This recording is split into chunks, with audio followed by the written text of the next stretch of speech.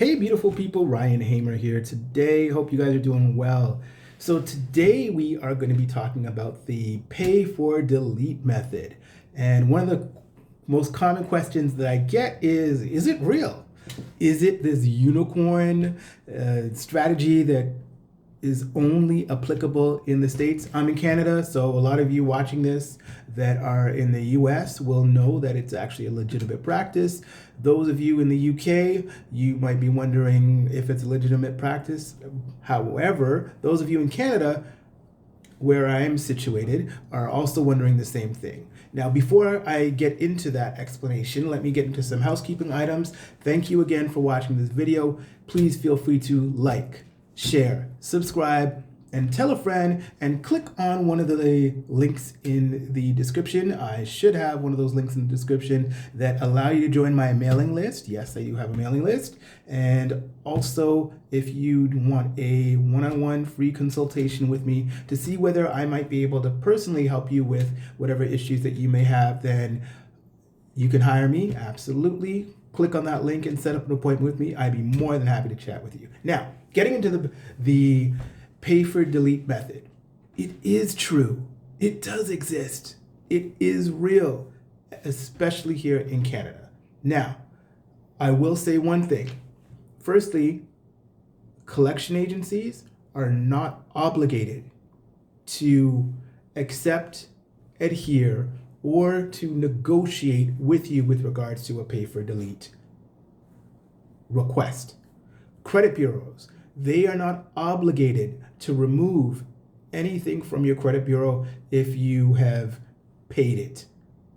If you paid it with the original creditor, if you have paid it with the collection agency, then the credit bureau is not obligated to remove the item. Now, I need to put that out there. They will not remove it.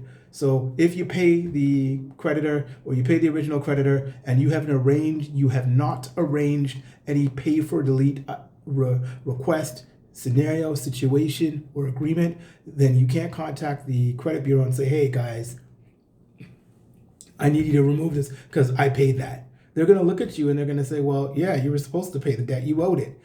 You have to pay the debt because you're obligated to.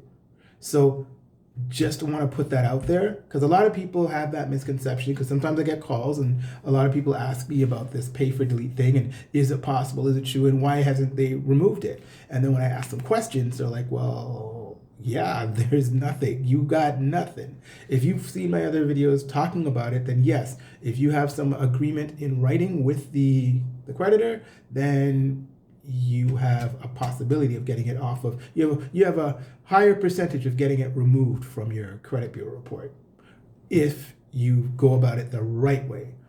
And a lot of people, I get it, I understand, you might not know how to negotiate, you might not know how to talk to the creditors or the collection agency, but it is possible.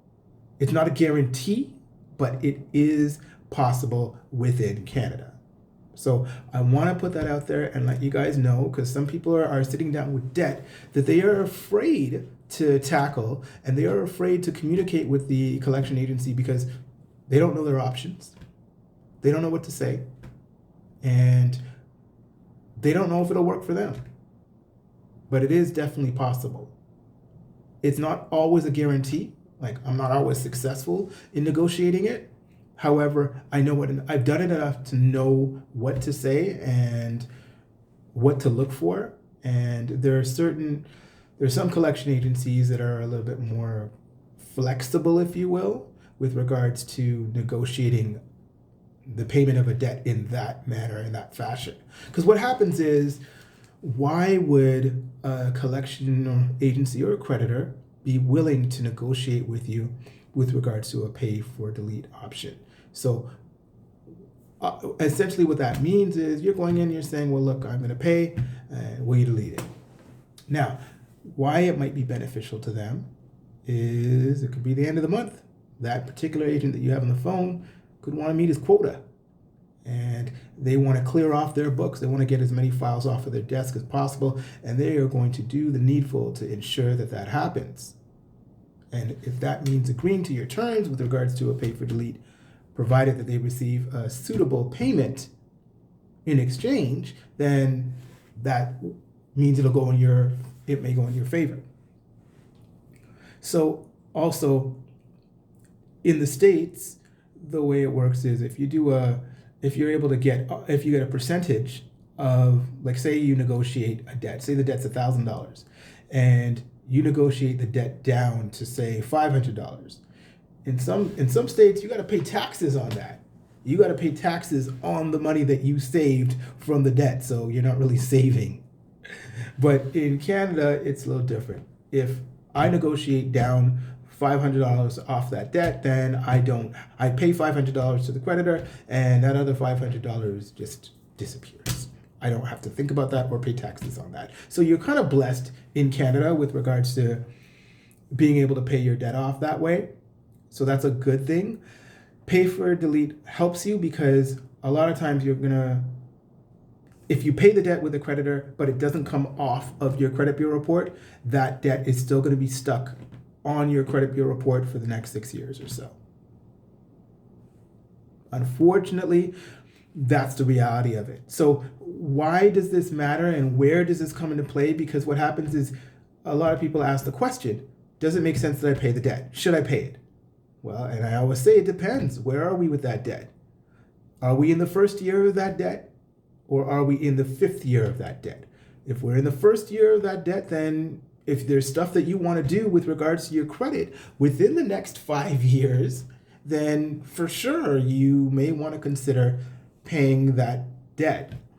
Because in one sense,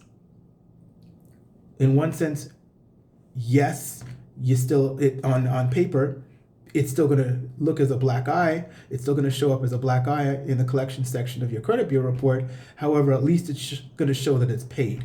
So to potential new lenders or financial institutions, it'll show that, okay, he or she did make a mistake, but you did make a payment, you tried to make amends and move forward. And it's 7 years removed from that or 5 years removed from that. Yes, we still see that item, but it means less more over time. But the fact of the matter is, there are some institutions that will not touch you with a 10-foot pole, or they won't have anything to do with you. They will definitely hold it against you if they see any kind of collection on your credit bureau report. So remember, in Canada, we don't have that many big banks. We only have, count them on how many fingers, right? There are not a lot of big banks in Canada. So your choices are either clean it up, pay it, or leave it and wait for it to drop off. But in some respects, it's still visible. Some respects, once it's off your credit bureau report, then you don't really have to worry. But the problem is, what happens if there's something you want to do at the bank? And we're still within the realm of your 6 years. Then they're going to go into your credit bureau report. They're going to see. So you're going to lose points for them checking anyway, and then you're going to lose. It's not going to help you because they're going to see the collection item, and especially if it's not paid, then that's going to weigh you down even further. And then if it is paid, it's depending on when it was paid and how much time has passed and what have you done to increase your credit score since that item was paid. These are all the factors that come into play. But a pay for delete will definitely shoot your score up if you are able to get it approved. If it does work out for you and you do get the item removed from your credit bureau report, then there will be nothing in the collection section on TransUnion or Equifax, and your credit score will shoot up. You will see a significant difference in your credit score. So just to recap, pay for delete is possible here in Canada, but it depends on the person you get on the phone at that particular, with the particular creditor or collection agency. Secondly, it also depends on their mood, and it depends on whether, it depends on the length of the debt. It depends on also whether the debt is still with the original creditor and it's on a contingency basis assigned to the collection agency. So whatever they collect, they get a percentage of that amount, and then the rest is sent to the original creditor. But if it's been written off by the original creditor and the debt is actually assigned and the the collection agency owns the debt and they have the flexibility with which to make whatever arrangements are necessary and or possible to collect on that debt, then you have a better chance of them agreeing to that. They may say stuff like, oh, well, that's illegal, we can't do that. They can do it. They can do it.